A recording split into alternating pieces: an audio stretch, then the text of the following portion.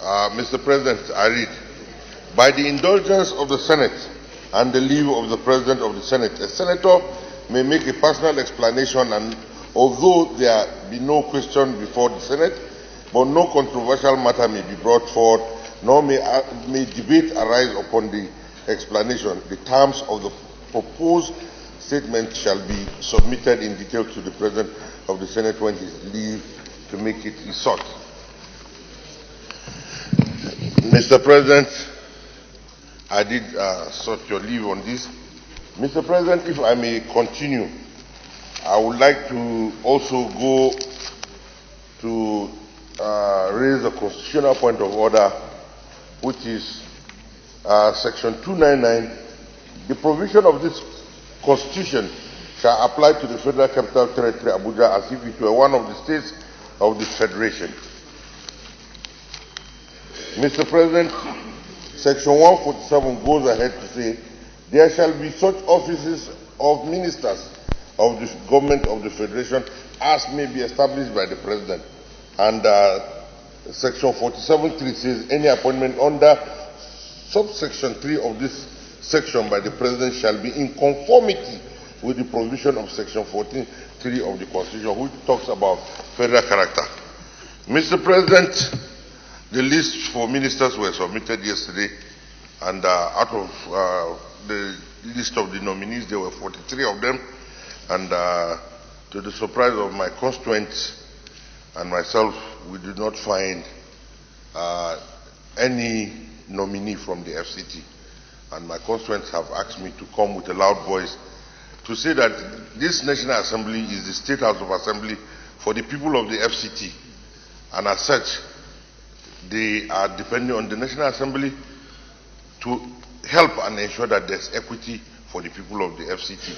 Because over the years, the FCT has been marginalized. And Mr. President, it might interest you to know that some years back, we had a minister from FCT, because there has always been this argument that there has never been a minister. But I want to say that General Bagudu was a minister of Interior, and he's from the FCT, and he did serve under the federal government of Nigeria.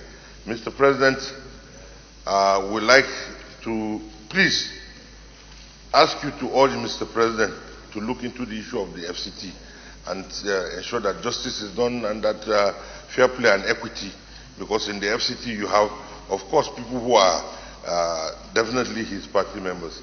Mr. President, these are my prayers. Thank you, Mr. President.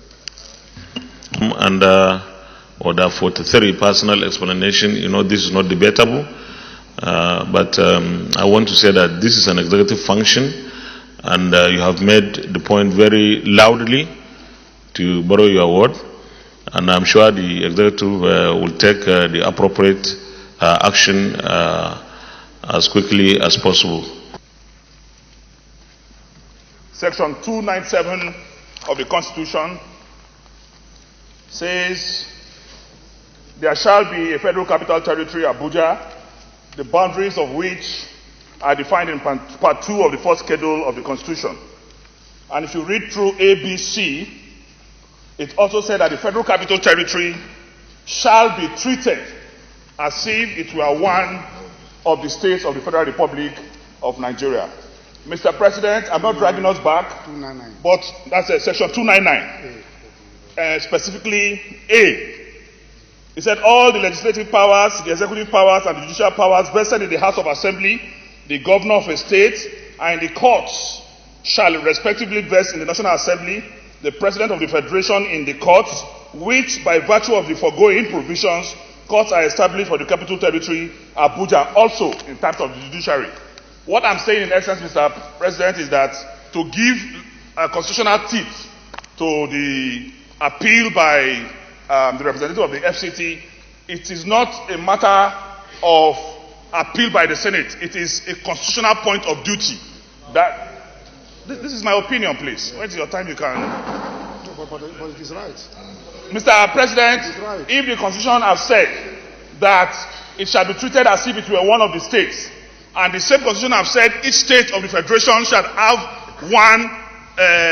a minister, then automatically I think this is very, very clear. So that in your proposition to the executive, we can come from this point of strength to strengthen the position of Senator Philip Aduda. Thank you so much. Noted. Leader of the Senate. Thank you, Mr. President.